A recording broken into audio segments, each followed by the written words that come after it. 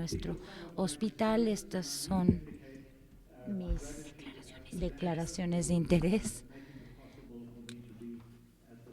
Es gracias a esto que puedo asistir a la reunión.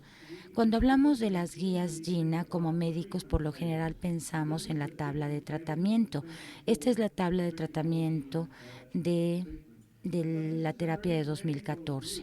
Es una visión muy médica de lo que está incluido en GINA y de lo que considero intenta estar orientado al paciente y representar guías prácticas para su tratamiento.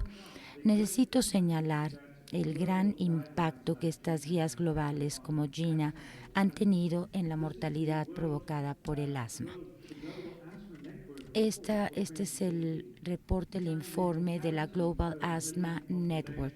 Vemos la mortalidad por asma por cada 1 millón de habitantes. Hay una morbilidad muy significativa, mortalidad ha bajado, en especial en los países en vías de desarrollo. Hay que hacer notar que cada vez más países tienen menos de una muerte por millón en el grupo de menos de 45 años de edad. Un éxito rotundo.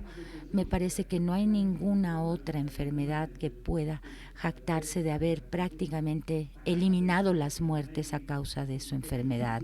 Quizá las enfermedades infecciosas tienen cifras similares. Hemos hecho avances significativos y nuestro abordaje terapéutico ha tenido mucho éxito. Sin embargo, sigue existiendo una necesidad no satisfecha.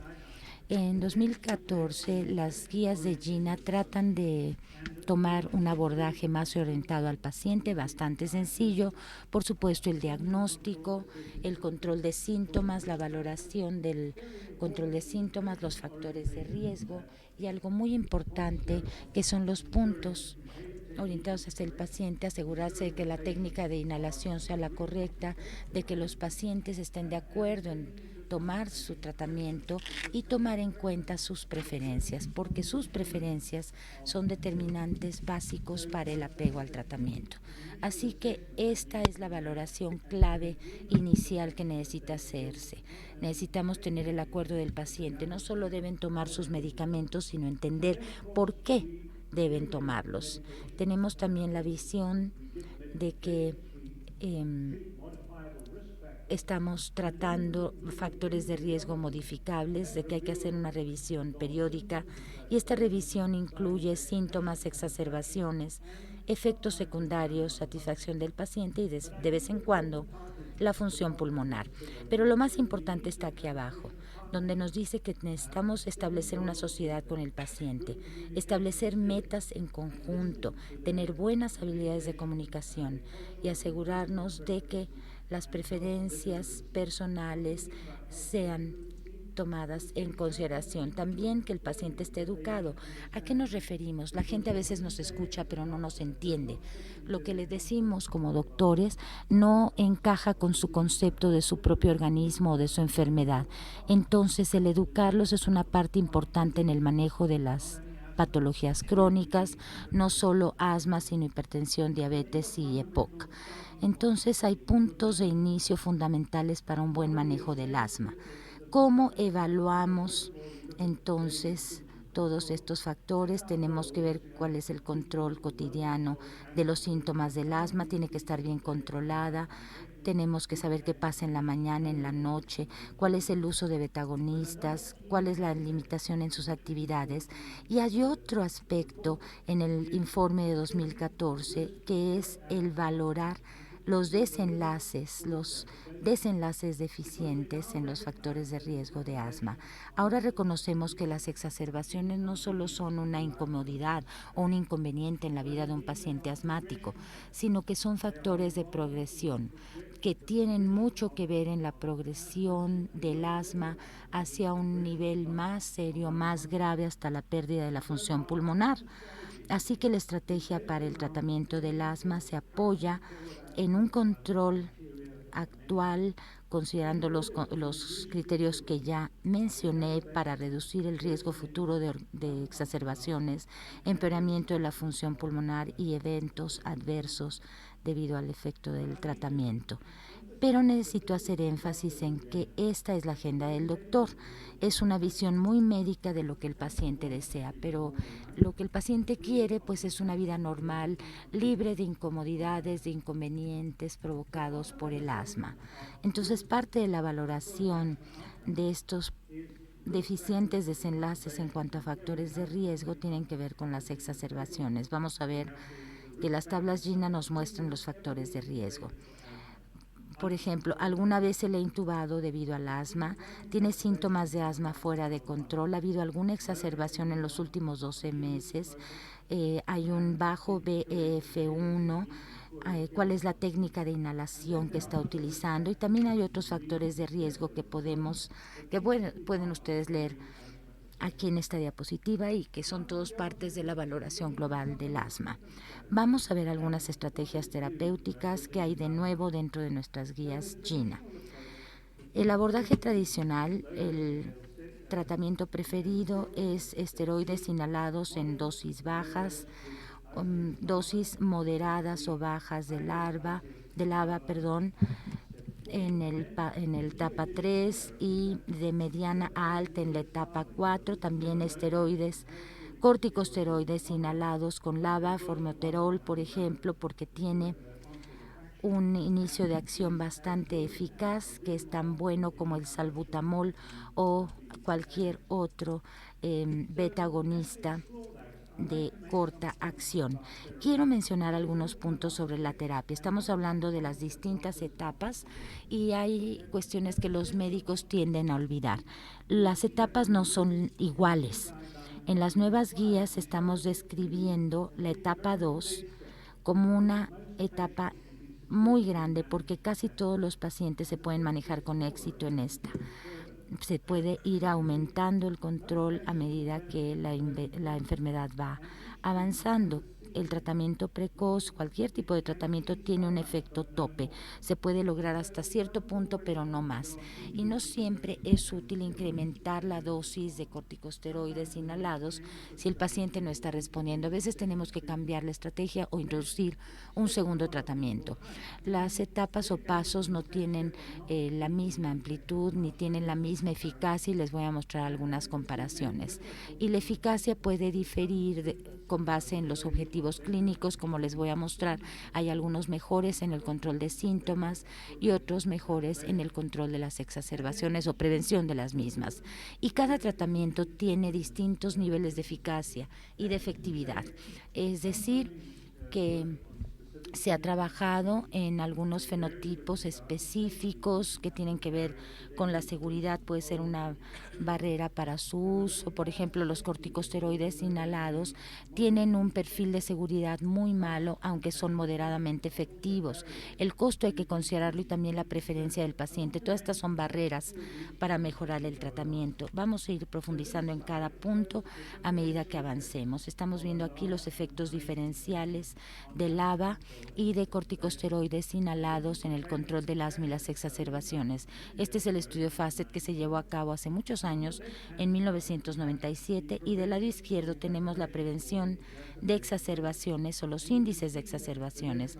Podemos ver que budesonida 100 versus formoterol nos incrementa la tasa de éxito. Este es el beneficio de adicionar formoterol a budesonida, pero la diferencia más importante se encuentra en la dosis de budesonida, 200 microgramos, que no son tan efectivos como 400 microgramos. Y aquí vemos 500 microgramos al día o 800 microgramos al día, que son mejores que una baja dosis de corticosteroides inhalados de formoterol. Entonces, aquí se logra un cierto control. Hay días libres de episodios, libres de crisis asmáticas. Budesonida lo hace muy bien en este sentido y creo que la dosis mayor es solo ligeramente mejor. El incrementar la dosis entonces puede tener un efecto, un mejor efecto, pero apenas perceptible. La adición de larva sí puede hacer una gran diferencia en los días libres de crisis asmáticas. Entonces, LAVA son más efectivos en el control de síntomas, pero no tanto en la prevención de exacerbaciones. Ahora, el estudio GOLD también es un estudio bastante antiguo, pero muy eficaz. Vemos el beneficio de las mayores de dosis, que cada vez se reduce más con los corticosteroides inhalados. Tenemos fluticasona, la combinación, una menor dosis que logra más independientemente del grado de severidad de asma, pero el adicionar un segundo medicamento logra un mejor control del asma, lo cual apoya el abordaje escalonado que se propone. Cuando vamos de un asma sin control con exacerbaciones a uno mejor, tenemos que incrementar la dosis de corticosteroides inhalados. LABA nos ayuda un poco, lo vimos en el estudio GOLD, porque lo que observamos fue que cada vez más pacientes estaban mejor controlados cuando se agregaba LABA. Tenemos beneficios en cuanto a control de síntomas, pero solo cuando llegamos a la adición de LABA logramos un mejor control. Con las exacerbaciones hay que concentrarnos en el uso de esteroides. Si el paciente está muy sintomático, hay que concentrarse en el componente del inhalador. Otro punto que debemos mencionar con base en el estudio GOLD es que todos los pacientes corren el riesgo de sufrir una exacerbación, algunos más que otros, pero el mayor riesgo de sufrir una exacerbación es el asma fuera de control. Si no se logra controlar por completo el asma con base en las guías, entonces el riesgo de exacerbación se incrementa de manera muy significativa en estos pacientes, aunque tengan cierto control de síntomas. Estos son los pacientes en los que nos debemos concentrar para prevenir las exacerbaciones y tenemos que utilizar medicamentos que son efectivos para este objetivo clínico. A partir de esta diapositiva podemos ver que con el estudio GOLD, los pacientes que toman un LABA, un beta-agonista de acción prolongada y un corticosteroide inhalado, tienen mejores resultados que los que solo utilizan corticosteroides inhalados. Llevamos a cabo un análisis de varios estudios, voy a regresar un poco. Llevamos a cabo este estudio con pacientes que habían sido tratados con el abordaje SMART. Y les recuerdo que lo más importante de SMART es el utilizar inhalador como monoterapia. Lo utilizan tanto para exacerbaciones como para mantenimiento. La justificación aquí es que durante varios días antes de tener una exacerbación manifiesta, los pacientes empiezan a sentirse incómodos con los síntomas y esperamos hasta que vayan con el doctor para que se les den esteroides orales, habremos esperado demasiado. Entonces, cuando les empiezan a molestar los síntomas, utilizan el inhalador, la combinación del inhalador y antes del broncodilatador utilizan esteroides orales. Con esto se evitan las exacerbaciones. Claro, en teoría suena muy bien, pero ahora tenemos estudios independientes que han sido realizados no por los laboratorios, sino por investigadores independientes que han demostrado que la hipótesis es correcta. Hicimos un análisis de alrededor de 14,000 pacientes en 6 estudios principales utilizando el abordaje SMART con el fin de tratar de entender la diferencia que existe entre el control de síntomas y el riesgo de exacerbaciones. Aquí les muestro la comparación del control de síntomas del asma y la prevención de exacerbaciones. Déjenme llevarlos de la mano en esta comparación. Tenemos corticosteroides inhalados a dosis altas más budesonida formoterol. El control del asma mejoró con LABA y corticosteroides, pero esto no es diferente de lo que ya habíamos visto en el estudio GOLD. El tratamiento combinado es mejor y las tasas de exacerbación bajaron. Pero LABA y corticosteroides, esta combinación es más efectiva, tampoco es nada nuevo, la diferencia es estadísticamente significativa. Lo más importante en este análisis es que cuando comparamos una combinación a dosis baja, una dosis regular con una dosis alta de LABA y corticosteroides, podemos ver que al incrementar la dosis de corticosteroides en la combinación no logramos más mejoría. Este es el efecto tope del que les hablé, como 60-65% de los pacientes a lo largo de 6 meses o 12 meses llegaron a un nivel de control parcial de GINA o control con base en GINA. Cuando se compara con SMART, podemos ver que SMART no mejora la situación. O sea, SMART no logra por completo un mejor control. De hecho, es mejor en la prevención de exacerbaciones. Y ahora necesito señalar que hicimos una comparación del estudio GOAL y su valor fue de 62% para los pacientes en esta categoría, muy similar, porque el ABA y corticosteroides, independientemente de la dosis, tiene un efecto tope. ¿A qué me refiero? Que si necesitamos un mejor control de síntomas, necesitamos agregar un tercer controlador. Entonces tenemos que seguir intentando con corticosteroides inhalados y mágicamente incrementando la dosis vamos a tener un mayor beneficio. Lo que logramos es reducción en las exacerbaciones y en los efectos secundarios. Vamos a ver la reducción de las exacerbaciones. Aquí tenemos la menor dosis de budesonida formoterol semana tras semana a lo largo de las 52 que duró el estudio, y si duplicamos la dosis a una mayor dosis tenemos una reducción en las exacerbaciones. Es algo que podríamos anticipar porque la dosis de esteroides se ha incrementado, pero SMART es aún mejor. Con un incremento más logramos mayor beneficio en el abordaje SMART. Entonces es una serie de puntos importantes que debemos tener presentes. El estudio COMPASS también utiliza el esquema terapéutico de SMART, fluticasona, budesonida, formoterol, y al abordaje SMART pues demuestra ser mejor que estas dosis más elevadas. Aquí lo vemos claramente, 500 microgramos de fluticasona o budesonida 2 veces al día. Con el abordaje SMART tenemos 60 microgramos de corticosteroides inhalados y una mayor reducción de exacerbaciones. Aún más importante en lo que se refiere a la ICQ, que sería el control del asma, tenemos una mejora con los 3 tratamientos. Entonces la única diferencia fue la reducción en exacerbaciones lograda con el SMART. Este es otro estudio que muestra exactamente las mismas cifras. Publicamos un artículo, analizamos las diferentes etapas o pasos de GINA, el 1, el 2, el 3, el 4, y vemos que los pacientes en cada etapa y adicionando el abordaje SMART se reducían aún más las exacerbaciones. Por eso en el esquema terapéutico que vieron, la recomendación es que en la etapa 3, 4 y 5 se puede agregar el abordaje SMART como terapia adicional. Aquí tenemos otro estudio independiente llevado a cabo en Nueva Zelanda. Este estudio es muy importante porque fue realizado por investigadores que consideran que el abordaje SMART era peligroso.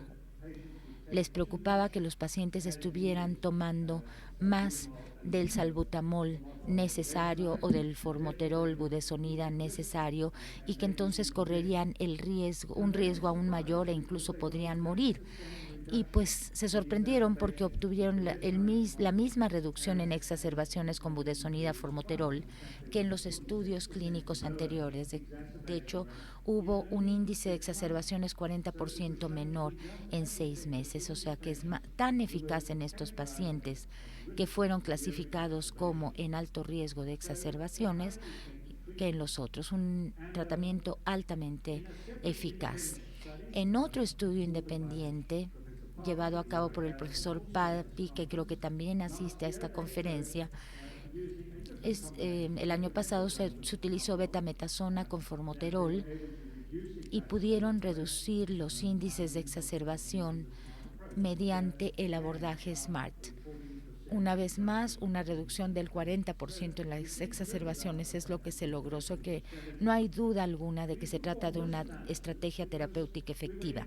Llevamos a cabo este análisis porque nos interesaba saber si el abordaje SMART solo iba a beneficiar a aquellos que tenían exacerbaciones inducidas por alergenos. Hicimos un análisis de pacientes y reportamos los síntomas de infecciones de vías respiratorias altas. Estudiamos la frecuencia de los episodios o crisis en estas infecciones de vías respiratorias altas y encontramos que había el triple de síntomas de resfriado en el invierno que en el verano. Entonces los síntomas de resfriado eran similares en quienes estaban tomando la combinación que en los que utilizaban el abordaje SMART. Lo más interesante es que a pesar de lo anterior, los pacientes con el abordaje SMART tuvieron una reducción en su índice de exacerbaciones tanto en verano como en invierno. ¿Qué significa todo esto? Que no estamos evitando el resfriado utilizando el abordaje SMART ni con ninguno de nuestras terapias. Lo que sí estamos evitando es que esto se convierta en una exacerbación. Y como ustedes saben, en la práctica pediátrica, como el 80% de las exacerbaciones se ven precipitadas por rinovirus o por algunos virus de las vías respiratorias altas, y en los adultos como el 60%, o sea que estos son el 60% de los pacientes que se benefician con el uso de este abordaje. Ahora voy a hablarles brevemente de un punto que me parece interesante, que no todos los controladores en la misma etapa son tan eficaces. Aquí tenemos los antagonistas de receptores de leucotrienos que se pueden agregar en los siguientes pasos también, o en las siguientes etapas. Uno de los problemas para el comité de GINA es que existen tan pocos estudios buenos de terapias con adiciones que no pueden encontrarlos más que en la etapa 2 y 3. Aquí tenemos dos revisiones sistemáticas de prevención de exacerbaciones.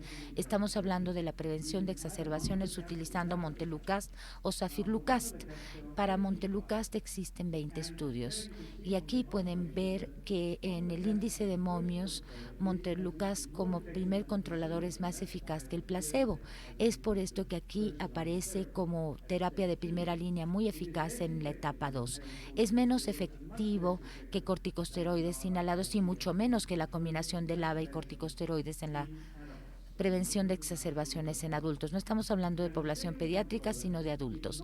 El segundo controlador nos muestra que no es tan eficaz como el beta-agonista de acción prolongada, pero es un buen tratamiento de adición en la etapa 3. Para Safirlukast, hay 12 estudios y como primer controlador demostró ser mejor que el placebo, pero mucho menos eficaz que los corticosteroides inhalados, más o menos igual que el Montelukast, y no tan eficaz como controlador de segunda línea. Esto no parece una buena estrategia si lo que queremos lograr es la reducción de exacerbaciones.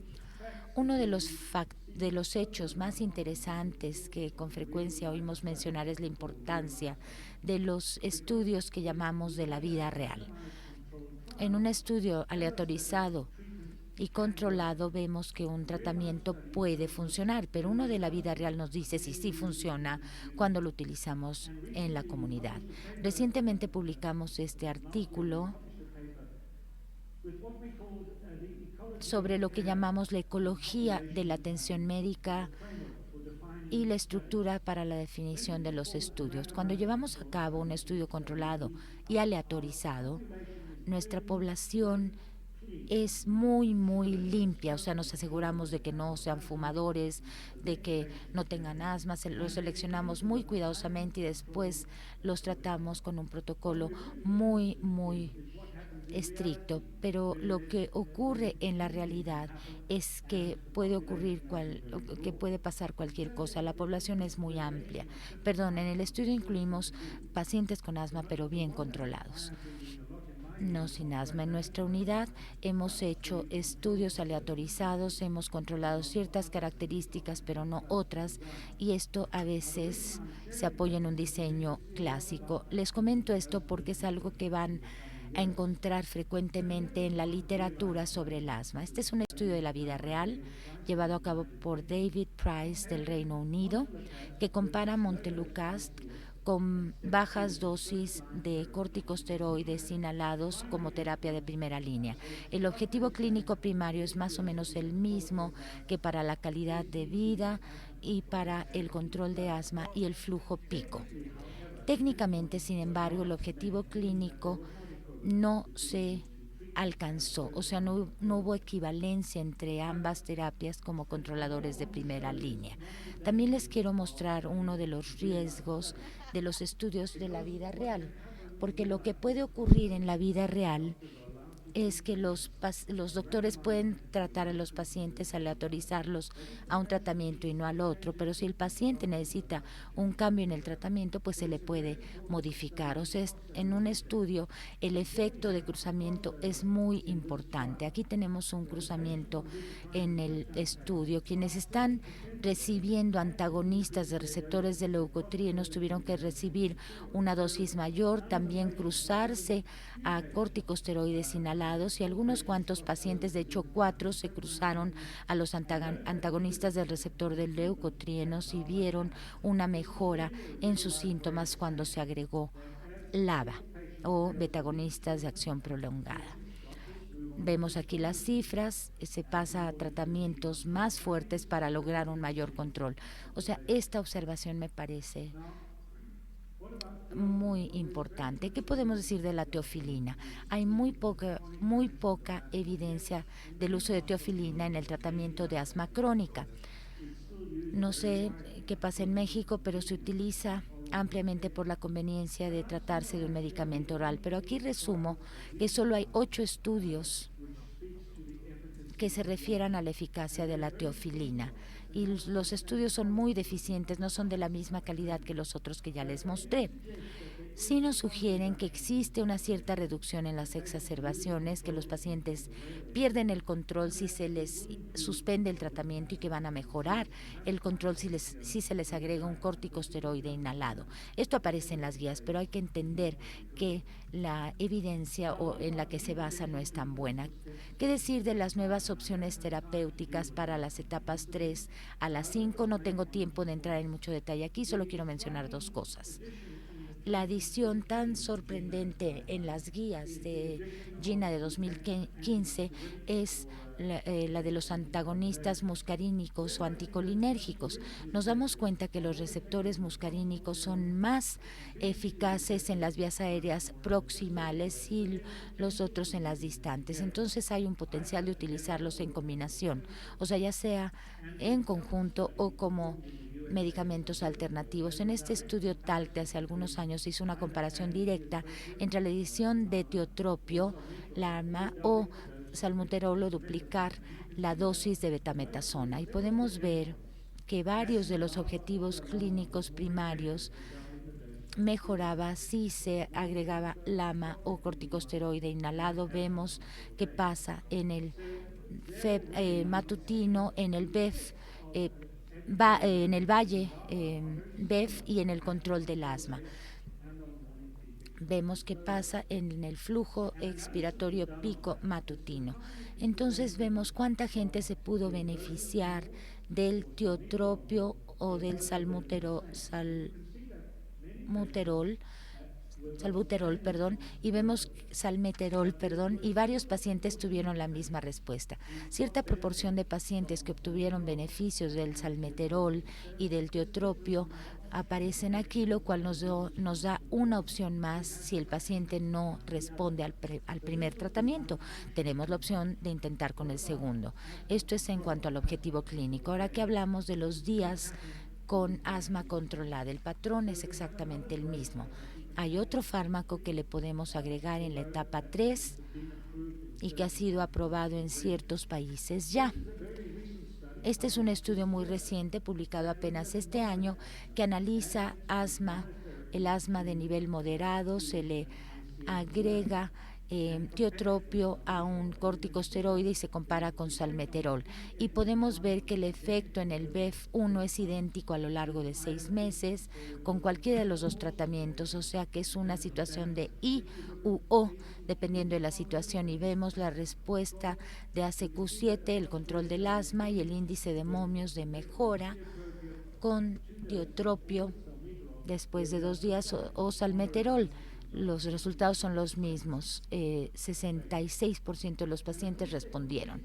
Hay buenas razones por las que podemos utilizar un beta agonista 2 o un anticolinérgico. Los beta agonistas funcionan directamente sobre el músculo liso de la vía aérea y en las terminaciones nerviosas, pero también pueden tener una acción inhibidora al liberar la constricción pulmonar.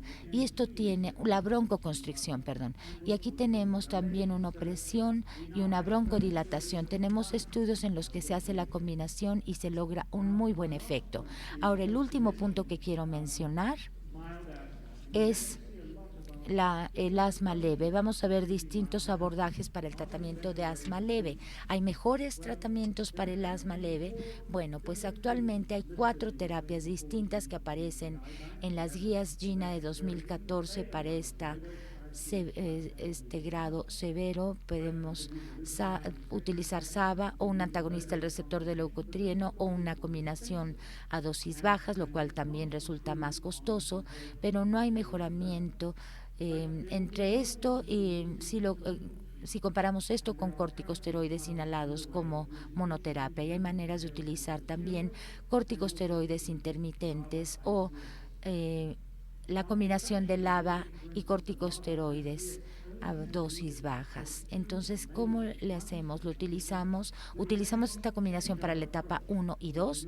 Esto no va a cambiar nuestro abordaje cuando pasamos de la etapa 1 a la 2 o a la 3. Se tienen que utilizar según sea necesario para fines de mantenimiento. Claro, es un esquema terapéutico mucho más sencillo que se adapta a la conducta del paciente y que es el que es de su preferencia. Es algo que debemos considerar para el futuro. Y termino diciendo que los tratamientos con los que contamos actualmente son altamente efectivos. El arte del manejo tiene que ver con entender las fortalezas de los corticosteroides inhalados versus LABA, versus otros tratamientos. Hablamos del valor de cambiar los métodos de tratamiento y modificarlos hasta utilizarlos según sea necesario. Hemos hablado de anticolinérgicos y de los nuevos abordajes potenciales en el tratamiento del asma leve. Muchísimas gracias.